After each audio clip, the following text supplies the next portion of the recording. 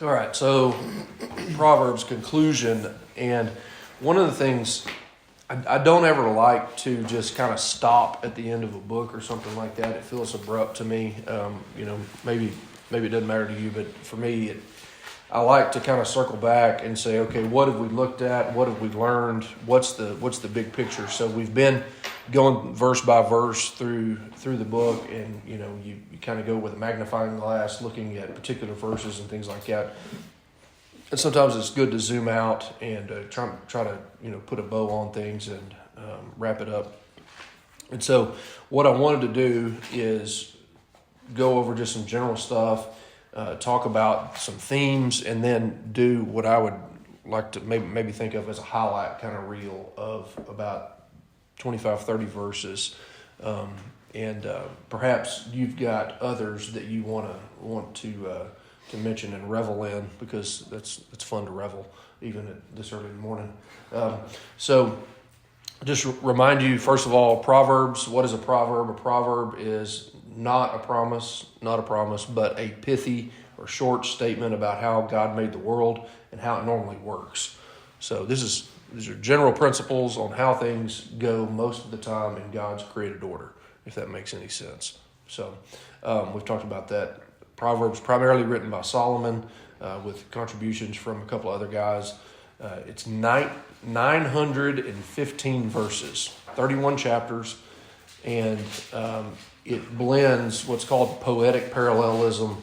So parallelism is just when you say one thing and then, oh yeah, also this, or there's different kinds of parallelism. It's a Hebrew form of poetry. If you've got a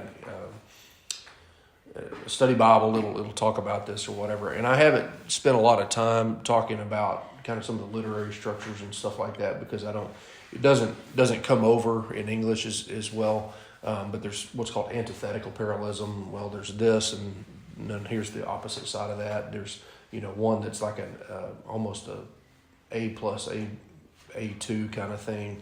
Again, I'm not going to get into all that except to say that there are some literary structures that we haven't talked a lot about. The one that we did talk about, however, was there at the end with the acrostic of the Hebrew alphabet, with Proverbs 31 and the wife, the ideal wife there. Typically, these things are expressed in 2 lines, but every now and then you get a triplet or a quadruplet or something like that. But generally, it's just 2 lines. And these things are somewhat disjointed in terms of there's not any kind of thematic structure to this or anything like that. I actually did find a way to construct this topically, and I don't have it completely done. I've got most of it done. If you're interested in that, I can send it to you. Basically, this is taking all of Proverbs and putting them together, put all of the verses around a particular theme all together at once. With modern tools, and particularly with AI, we can do some things that used to just take forever to do. I mean, you could do it manually, but you have to keep track of everything and have different pieces of paper, or you could do it on a computer, but you'd still have to keep these different categories. You could put it in a spreadsheet or whatever. You can punch a few buttons with AI and kind of get it there. And if you haven't used any of that stuff, it's pretty slick. And so that's what I've been using to kind of put some of these themes together and group the verses together. Now, when I started doing that, my notes ended up being like 24 pages, okay, instead of 4 or 5, which is kind of normal for this time. So I didn't bring that. If you're interested in that, just let me know, and I'll maybe I'll put it together and post it on the website. I will have these notes that I've got here today. You can look at those on the website if you're interested or whatever, or I can send them to you directly. Either ways, no problem. Themes in the book. So major themes. Let me ask you. Okay, I've got a list here, and I'm curious to see. I'm going to check these off. Okay, and then I'm going to give you the order after we kind of talk about it. If someone asked you what are some themes in the book of Proverbs, what would you say? Wisdom. Okay. Women, okay. The tongue, yep. Fear of the Lord. Fear of the Lord, yep. Man, you guys are doing great. We pay attention. I read that book. Think a little more granularly for a second. All those are things. Y'all got four of the top 8. Discipline. Discipline. That's another one. A father's instruction. Yep. Yeah, I'm gonna call that parenting. Yeah. Yeah, parenting. Yeah. Yeah. Discipline, parenting, wisdom, fear of the Lord, women. When you think about women, there's a lot of different ways you can think about women, right? So what are some of the subcategories under women? Wayward. The wayward woman, the adulteress, and that part, yeah, there's certainly Then the good wife. the good wife, right? The excellent wife, Proverbs 31.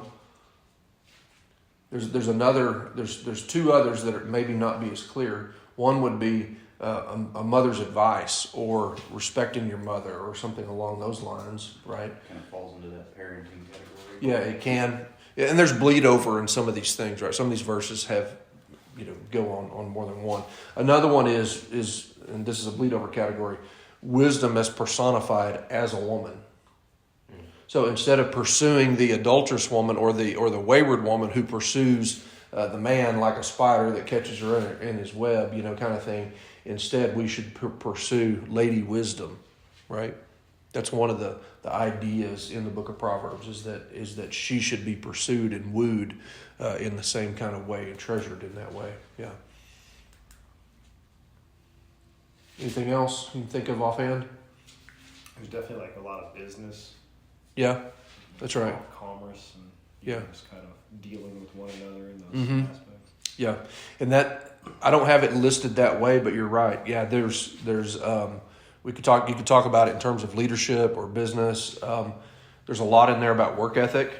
A lot of verses about work ethic, which is part of business. Another part is like righteousness and wickedness, and particularly in business dealings, right?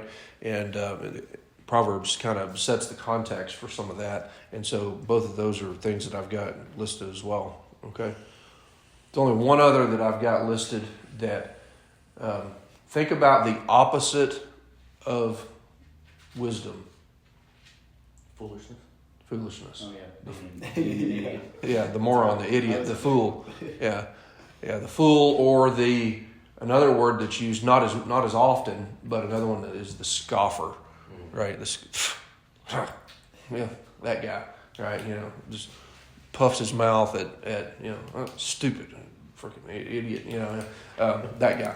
So you guys have hit them all, okay? So I was able to identify the way I categorized it, and again, understanding that these are not hard and fast categories. 8 categories is what I came up with. The fear of the Lord being number 1. And when we talk about the fear of the Lord, I know we've talked about this before. The primary verse is going to be Proverbs 1:8. What's 1:8 say? The fear of the Lord is the 1:7. 1:7. I'm sorry, not 1:8. Yeah, thank you. 1:7. Thank you for that. The fear of the Lord is the beginning of knowledge. Fools despise wisdom and instruction. Yeah, it's the beginning. It's the starting place. Right, you can't go anywhere until you realize I'm at a deficit and I need to learn. I need to be a learner. The fear of the Lord is the beginning of all of that. It's the beginning of the gospel. It's the beginning of all learning. It's the beginning of everything. Period. End of story. There is no true knowledge without the fear of the Holy One. Okay, and that's the get go. And the word for Lord there is what's called the tetragrammaton. It is the personal covenantal name of God, sometimes translated Yahweh. The fear of Yahweh is the beginning of wisdom. Fools despise wisdom and discipline. They don't want it. So the fear of the Lord is mentioned 18 times specifically in the book of Proverbs. There's 31 chapters, 18 times. So, call it roughly every other chapter plus a few, right? So it's a fairly dominant theme. However, it's not the most repeated theme, not even close. It's actually in last place. If you simply look at it from a verse count, okay, you understand how I'm describing this, okay? I would argue that the fear of the Lord is the major theme of the book of Proverbs, because I think it undergirds and supports everything else. I think it's the bedrock of wisdom, okay? Because that's what it says, right? And so I'm thinking about it in those terms. But if you look at it just in terms of verse count, wisdom is tied for, let's call it second place or first place, depending on how you do it. Just general wisdom is mentioned about, how many times do I have it in here? Somewhere over 100 times, between 120 and 150 verses, depending on how you categorize some of these words. Just general wisdom, lady wisdom, wisdom to be pursued, all that kind of stuff, which matches what we know about the book of Proverbs. Proverbs is a book about wisdom, so that, of course, makes sense. Surprisingly, at least I thought it was surprising, women is tied for the next part in terms of verse count. And now, this includes, when we talk about women, some of the things that we've talked about. Wisdom personified as a woman, the adulteress or the seductress, that's 60 verses each, about 60 verses each on those. Wives, about 8 to 10 verses. Mothers, about 10 verses. The virtuous woman, of course, at the end of Proverbs 31, she gets 22 verses. And so when you put it all together, you've got about 160 to 170 verses about women. Does that surprise you? Yeah. Not with how many wives he had. Guy was a master. Yeah. That's a good point, Tony. I hadn't thought about it that way. Yeah, if you get that many, you probably ought to get wives. Yeah, know some things, yeah. Very experienced. Yeah. Righteousness and wickedness is the next one. Righteousness and wickedness, over 100 times. Actually, now that I think about this, women actually takes the top spot. Wisdom second, and then righteousness and wisdom tied. Righteousness and wickedness tied for second. So, doing the right thing, not doing the wrong thing, and then talking about the outworkings of the righteous and the wicked, right? So that's kind of next. After that comes the fool and the scoffer, which obviously is the converse of the righteous and the wicked, the righteous and the wise. And then another one that we've spent a lot of time talking about, and particularly in the earlier parts of the book of Proverbs from a structure standpoint, the mouth, the tongue, the speech, what you say, how you say it, that kind of stuff. Over 70 verses, about 70 verses that talk about the mouth, the tongue, speech. I put discipline and parenting in the same category, although you could split those because sometimes it talks about personal discipline, sometimes it talks about parenting or the relationship between a father and a son or a father and his mother. But I lump those together because if it's talking about personal discipline, it's also something that parents need to talk to their children about as well. And so about 50 verses dealing with parenting discipline. And then about 40 to 50 verses about work ethic, specifically work ethic. I know we talked kind of about, Tony, about business and that, management and leadership and all that kind of stuff. But here it's talking about work ethic specifically. About 40 or 50 verses, which is pretty significant. He doesn't say it just one time. To say it 40 or 50 times is kind of a big deal. So with that in mind, do you have anything else that you want to add to that, or? I'm curious. Anything else that comes to mind? Okay. With that in mind, here, what I want to do is kind of do a walkthrough of some of what I would consider the more memorable, and some of these are personal favorites. Some of them are just proverbs that it seems like are mounted on the wall at somebody's house, kind of thing, in a frame, or if you grew up in a Christian home or know people or something like that, Proverbs is easily quotable, especially being kind of this one-liner or something like that. And so we can walk through some of these directly. Get to the right place in my notes here where we can do that.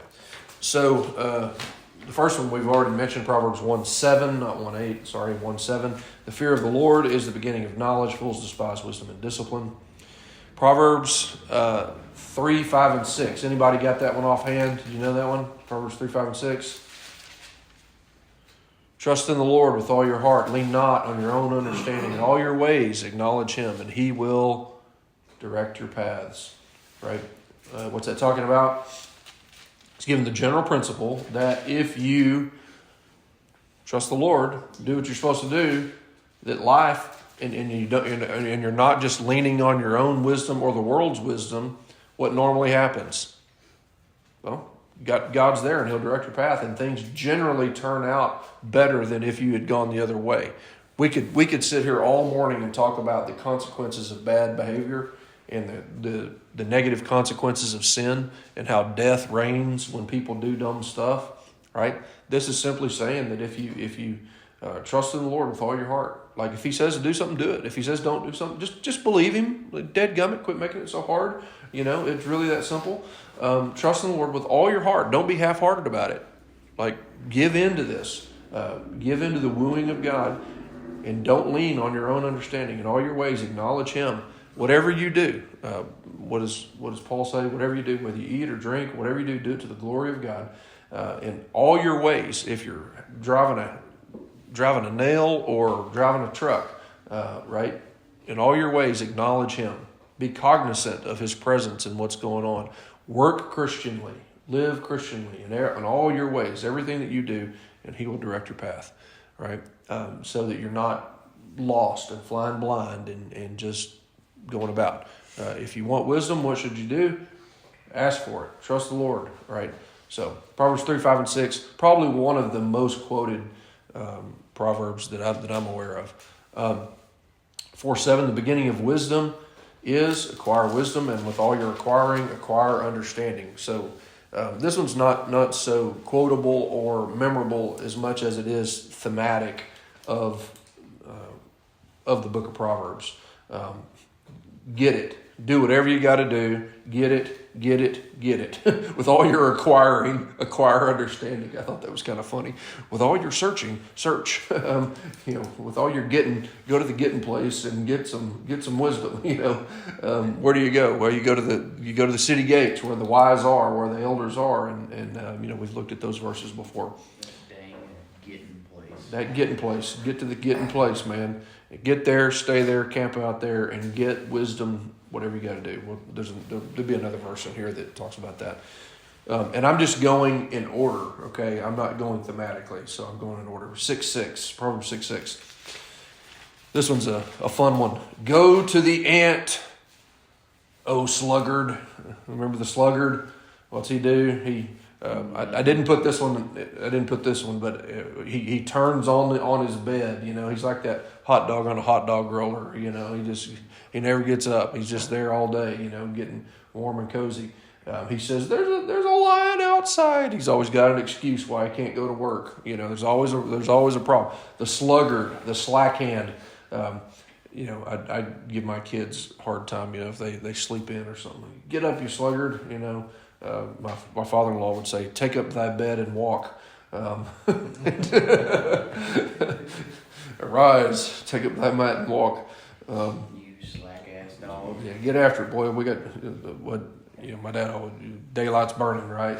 We got stuff to do, and we got enough time to do it. Put some bacon on a biscuit. We're burning daylight. Let's go. Number 5, Proverbs 6, 32 through 33.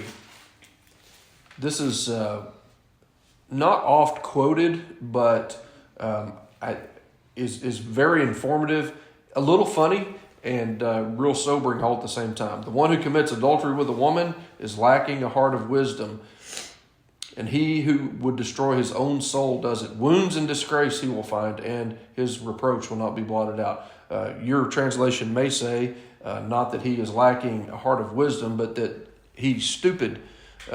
Some translations actually translate it that way. Lacks sense. That's what you call stupid people. They don't like it. They don't have any sense. They're dumb, they're idiots, morons, fools, right? You commit adultery with a woman, you're an idiot. Don't do it. You're losing part of your soul. This is what here at the end when we talk about giving your strength to wisdom. This is why you give your strength to wisdom. This is how that happens. Is you commit adultery. And not only is it stupid for that reason, you lose your soul, but also you may lose part of your body. Her husband's going to be ticked. It goes on to say that, that this part about wounds and disgrace, Who's inflicting the wounds? Well, it's assumedly her husband, right? He's coming after you, sucker. Mr. Backdoor Man, Mr. Sancho. Here we go. He's going to bring the whoop ass on you. And rightfully so. So the man who commits adultery with a woman is like, he's stupid. Don't do it. So obviously that's the input there. Proverbs 8:11.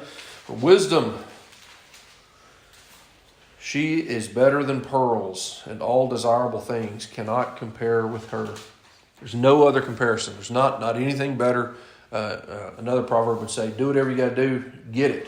If it costs you gold, silver, anything more precious than jewels even.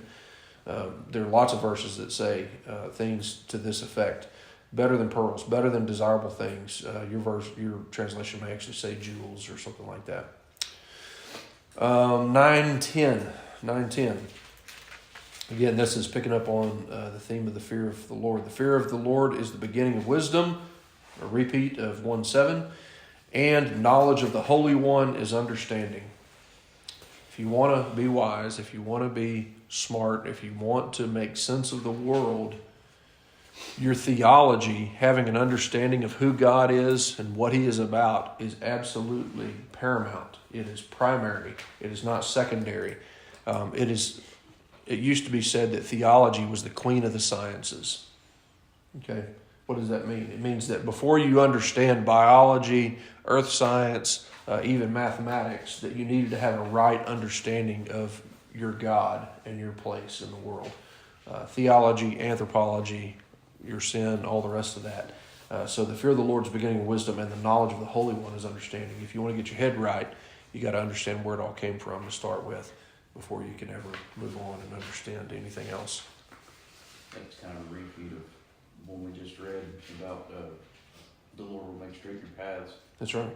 Yep. It's kind of a combination of those two ideas, the fear of the Lord and making your path straight. Well, once you get into 11 is what I meant.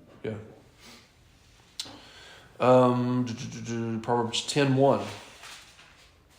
10:1.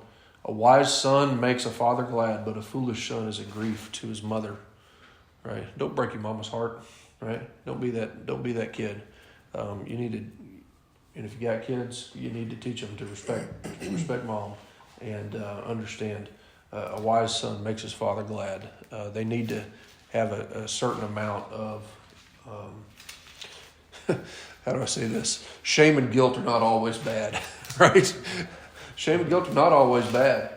And, unfortunately, we live in a culture sometimes that thinks that all that stuff comes from the devil. No, some things are shameful, right? Some things are actually, there is guilt. And so, avoid that. It makes you proud. The opposite is that, make your mama proud, right? Do good. Be right. Be the kind of man that your parents would like to brag about, right? And perhaps you even exceed them in your wisdom, in your godliness. 10:4. Proverbs 10:4. Poor is he who works with a slack hand. There it is. The hand of the diligent makes rich. That slack-handed dog, right? There he is again, right? He's always, he's always whining and crying, always making an excuse, right? But the hand of the diligent makes rich. Again, I'm gonna wait for the guy with the Mustang to quit driving by. Okay, yeah. But the hand of the diligent makes rich. This, again, don't expect something for nothing. You got to get out there and grind, man. You got to work. You got to get after it. Be diligent. There is this dumb idea in our culture that hard work is wrong and evil. It's like, what? No. God is working. You need to be working. Huh? When? Yeah. God's busy. We need to be busy. God's working. We need to be working. There's a good theology of work embedded in the book of Proverbs. It assumes, that we are His people, and we need to be about His business. And that diligence tends to be rewarded when things are the way that they should be. You don't give money to people who don't do anything, right? That's lazy. Paul will say if a man doesn't work, he shouldn't eat. He'll go on to say that if he doesn't support his family, especially his immediate family, he's worse than an unbeliever, an infidel, he calls him. And he's denied the faith. And so work, the Protestant, let me just say it this way.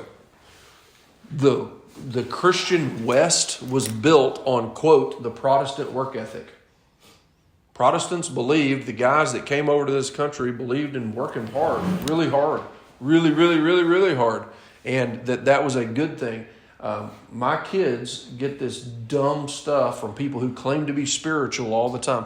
You need to slow down. You need to take it easy. You need to quit working. Shut up, you ungodly, slack-ass dog. I told them that. I said, no. I told my kids, I said, those people are stupid and ungodly. That is unwise. You work hard, get after it, get up early, sleep when you're dead, right? You need to go hard in the paint all the time. Slide into heaven sideways, saying, man, what a ride, let's do it again. This constant crying and whining and all this stuff that our culture, it's pervasive even in the church now, unfortunately. Get off my soapbox. Poor is the one who works with a slack hand, but the hand of the diligent makes rich. Be diligent. 10:11. The mouth of the righteous is a fountain of life. You see the picture there. The mouth of the righteous is a fountain of life, but the mouth of the wicked covers up violence or conceals violence. What we say, James, we've talked a lot about the parallels between the book of Proverbs and the book of James. The book of James has a lot to say about the tongue as well, that it has the power of life and death, and it's like a tongue, and whole forests are set aflame by it. You can create all kinds of destruction. We've all said things that we've regretted, right? And tried to fix the negative consequences of those words. When it would be much, much better to not say those words to start with. What's the old saying? An ounce of prevention is worth a pound of cure, right? I think that's an understatement. And so, the flip side of that is the mouth of the righteous is a fountain of life. I'm not much on blue sky butterfly encouragement kind of stuff, but there is a time and a place to be an encourager, to give a kind word, to give an encouragement, to reward the things that you want to see more of, particularly with your wife, with your kids, with your family, with your friends. Recognizing good and faithfulness is a good thing. It's a fountain of life. What is it doing? It's overflowing. It's beautiful. It gives life. It's refreshing. It's cool on a hot day. You see all these beautiful pictures, and the mouth of the righteous is like that, right? 12:1. Whoever loves discipline loves knowledge, but he who hates reproof is stupid, senseless. Yeah, again, it's one of those. I just like it when the Proverbs calls people stupid. You want to be stupid? Well, hate reproof. We got some people who think that they're just know-it-alls. They think that they are the final authority on everything, and they just intuitively think that they're right. That's a bad place to be. The Bible calls you a fool if that's how you're going to be. Whoever loves discipline loves knowledge, and so there's a word there about making yourself do things you don't want to do, and making yourself not do the things that you want to do. That's what discipline is, right? Discipline is curbing your appetites, and a man who can't do that is weak and immature. So whoever loves discipline loves knowledge, but he who hates reproof is senseless. It's funny, the irony of it is you think if you just give way to your hedonistic desires that you'll be happy. You won't. You'll be more miserable than when you started, right? It's a path to decay and doom. It's a vortex of death. Freedom, Jocko Willink is not a believer, but certainly is kind of keyed in on this idea. Discipline equals freedom, right? Saying no to your desires and saying, and here's the other part, kind of pro tip, 2.0 version is making your desires line up with what is good, right, and beautiful. So that it's no longer, you start with discipline, but it turns into desire. You see that? Where you learn to love what's good and right and beautiful. That's where you pray things like, man, Lord, I don't want to. Would you help me want to? Fix my want to. Fix my heart. Fix my desire. Fix my will. Help me. But in the meantime, like I hear people say, well, if I didn't really want to, I shouldn't do it. No, that's stupid, right? You absolutely should obey God and pray that he would give you a heart to want to do that more. And when you don't want to do that, like Romans 7, then what do? You cry out and you say, man, Lord, help me. Because I know this is destruction, but my heart is wicked and evil and desires the wrong thing. Would you help me to love you? And I'm going to be disciplined in the meantime to say no to myself and no to my appetites and say yes to you and not be a moron. Because the short-term pleasure is not worth the long-term cost. That's the bottom line on that.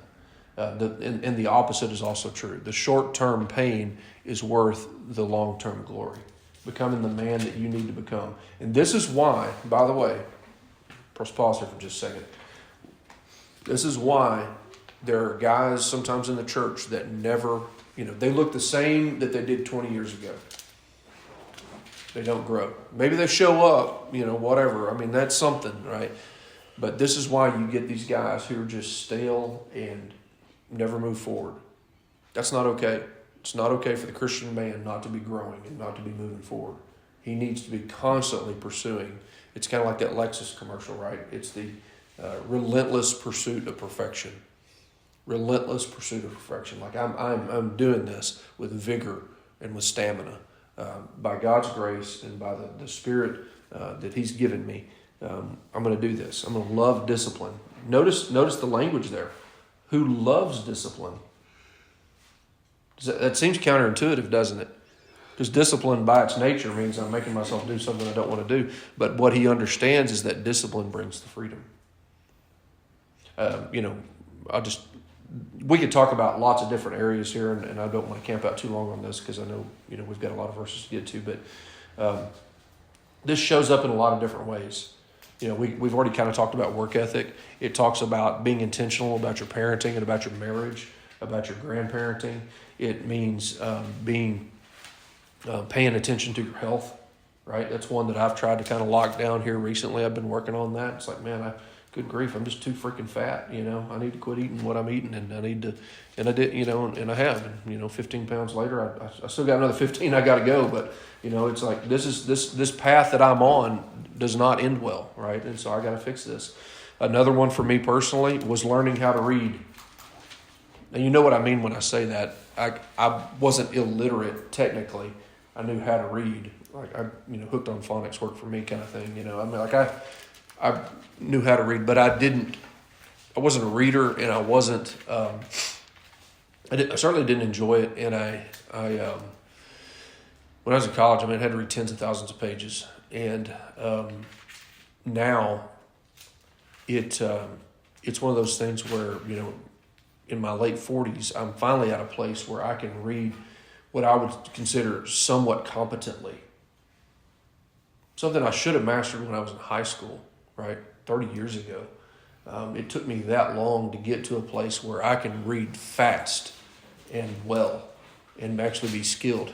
I had to do it for dang near 30 years to get there, though, because it is not something that's intuitive to me. I'm a jock by nature, right? I'm an intuitive jock meathead, right, who just wants to hit things harder with a hammer. And that's stupid. It's stupid to live life that way. And so for me, to love discipline, I never loved reading, but I loved the results. There's gold in that book. I've got to mine it. Okay? I've got to work in it. I've got to dig, and I got to fight, and I got to channel that piece of me that's a fighter. And I would read standing up. I used to read walking. You can listen to stuff.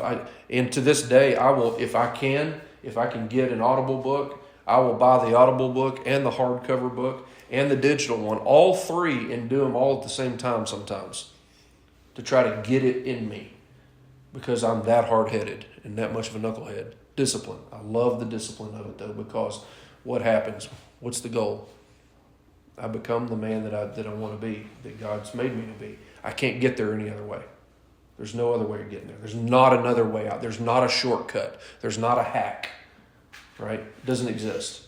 It requires nose to the grindstone, head down, tail up, getting after it, and I love it. I love it. It's good.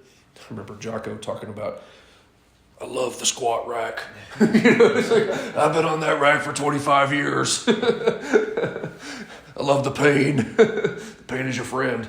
It kind of like that. This Anyway. is one of my favorite in Hebrews. Yeah. For the moment, all discipline seems painful rather than pleasant, but later it yields the peaceful fruit of righteousness to those who have been trained by it. Yeah. That's a really good part on discipline. That's great. In Hebrews. What's the exact reference? That one's 12:11, but it really starts in 3.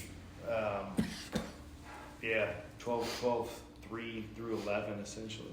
Thank you for sharing that. Yeah, Yeah. that's good.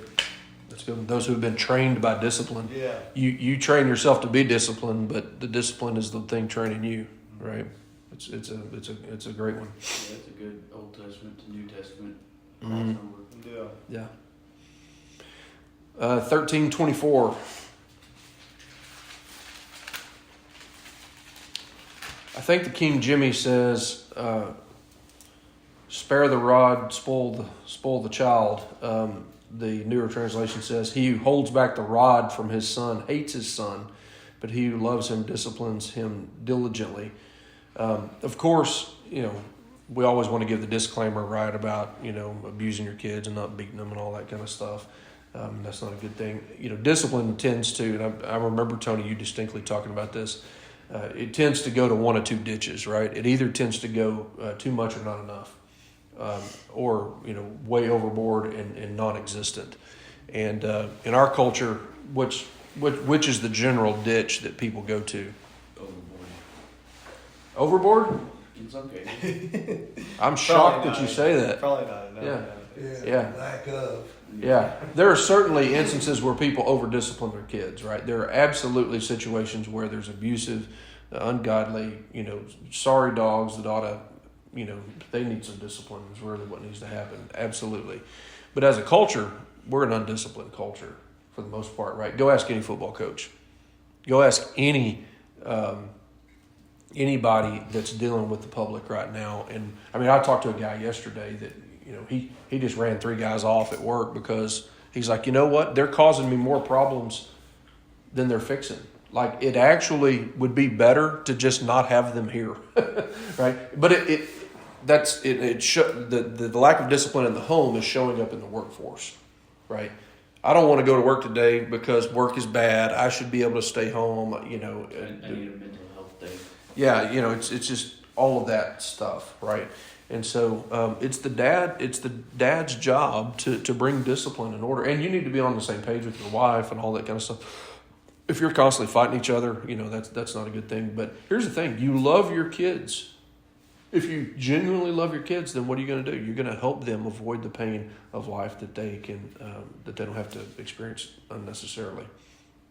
So we'll move on. 14:1. We got to kind of move fast because we got 10 minutes and I got still. We're only halfway through. Where are we? 14:1. Let's go back to 13:20. 13:20. He who walks with the wise grows wise, but a companion of fools will suffer harm. That's the first proverb I ever memorized.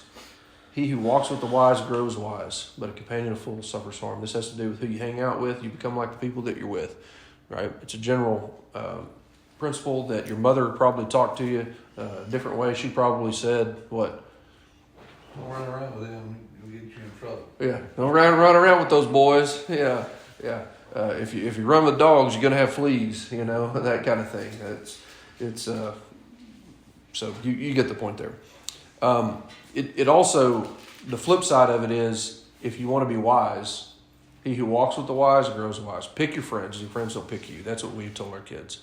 Pick people who are further along and better than you are, and that will make you better. Obviously, you want to help people if you can and stuff like that. But when you're seek out wise people and get their advice and input and listen to what they have to say. Have your own personal board of advisors that help you with skilled individuals who are good at particular areas and things. 14:1. Wise woman builds her house, but the foolish woman tears it down with her own hands. Again, we got a lot of verses about women. This holds true with men as well. But here it's talking particularly about women. 14:23. In all labor there is profit, but mere talk leads only to poverty. Quit talking about it and get busy, right? 15:1, a gentle answer turns away wrath, but a harsh word stirs up anger. This is one that my kids memorize, and particularly JC. I can still hear her voice, her little girl voice. But a harsh word stirs up anger. I think their mother made them memorize this so they could tell it to me. No. Shut up, people. Tell me what's going on. I can tell you something, right? Sometimes unnecessarily you make things hard unnecessarily, right? 16:3. Commit your works to the Lord, and your plans will be established. That's a good one, isn't it? Right? Commit what you're doing to the Lord. Right? Make sure you're doing it right, and be cognizant of Him. And guess what?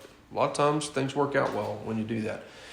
Here's a real famous one. 16:18. Pride goes before destruction, and a haughty spirit before a fall. Watch yourself. Be careful. Don't get full of yourself. Remember where you came from. Remember God's hand in all of this. 17:17. A friend loves at all times, and a brother is born for adversity. And there's another one that says that there's a friend that sticks closer than a brother. And so it's talking about the dichotomy sometimes of friendship and family relations, and how that kind of works itself out in life sometimes unexpectedly. 18:22. This is a great one. He who finds a wife finds a good thing and obtains favor from the Lord. Find a wife, man, you found a good thing, man. The Lord, that's a blessing from God, and you need to thank Him for her and tell her about that as well. Where are we here? 19:18. Discipline your son while there is hope, and do not desire his death. I'm not going to talk more about that because we've already talked about it, but there's a direct command: discipline him. Don't desire his death, because that's what he'll get if you don't discipline him, either literally or in some ways figuratively. 21, chapter 20, verse 1. Wine is a mocker, strong drink is a brawler, and whoever is led astray by it is not wise. There are several verses, although it's not a major theme in the book of Proverbs, but there are several verses that talk about the dangers of drinking, and particularly drinking too much of hard liquor. They wouldn't have had hard liquor back then, which makes the point even more explicitly. What was strong drink? Undiluted wine. So wine almost universally was diluted, and strong drink was undiluted wine. So it just, it would have been what we consider wine today that we drink normally. Okay. That tells you how far we've come. Okay, so wine in the New Testament almost is certainly alcoholic. However, it is diluted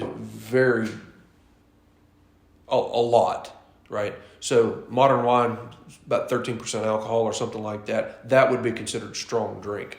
Okay. They're not even talking about bourbon or whiskey or anything like that, right? So yeah.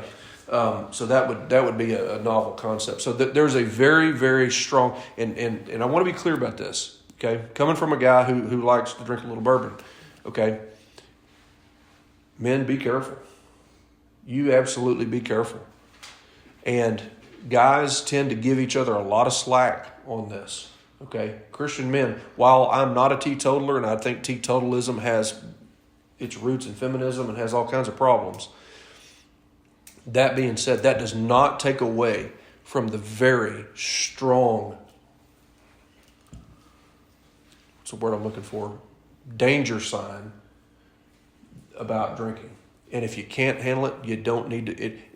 For some people, it is better to just stay away, right? They just need to stay away. There's no upside, right? I do believe Ken Gentry's book, God gave wine. The Bible says God gave wine for the merriment of men's hearts. Paul tells Timothy to have a little wine for his stomach and stuff like that. So there are some almost direct commands for them to actually, wine is meant to be a celebratory thing. I mean, part of the reason you have wine is because you have an abundance of grapes and you're trying to figure out what to do with them, right? That's how fermentation actually started, was you had more grain and grapes than you knew what to do with, and you didn't want it to spoil. In fact, when it was spoiling, they figured out a way of preserving it. That's where it actually comes from. It's from the abundance and blessing of God that's perverted. Be careful. That's all I'm saying, right? It's a mocker. It's a brawler. Whoever's led astray by it is not wise. Be careful. You need to have your limits, and you need to know what they are. You need to talk to your wife about them, and you need to stick to them, right? And be diligent about that. 22:6. Train up a child in the way he should go, and even when he is old, he will not depart from it. Again, that's not a promise, but a general pattern of how things normally go. What happens if you don't train up your kids? Well, they're probably going to be heathens. What happens if you do train up your kids? Well, you should expect Christian kids to live Christianly. But be sure that you are indeed training them up, right? You don't just get to expose them to the things of God and hope that it all works out. You need to catechize them. You need to go through specific discipleship process with them, and it will serve them well, particularly as they get older and they continue to grow. Proverbs 27, so I'm skipping a lot here, 27:15 through 16. This one is kind of funny, and I give my wife a hard time about this one. A constant dripping on a day of a steady rain and a contentious woman are alike. He who would restrain her restrains the wind and grasps oil with his right hand. Man, you made a bad decision, buddy, and now you have to live with it. No dripping. So choose well. Proverbs 27:17. Iron sharpens iron, so one man sharpens another. Again, we've talked about this a lot about personal growth and forward movement and the friction that's involved in that. There are sparks, iron sharpening iron. It's a good thing, but it's not always a pleasant thing. And friendships are like that. And here's the deal. Let me just say it a little more explicitly.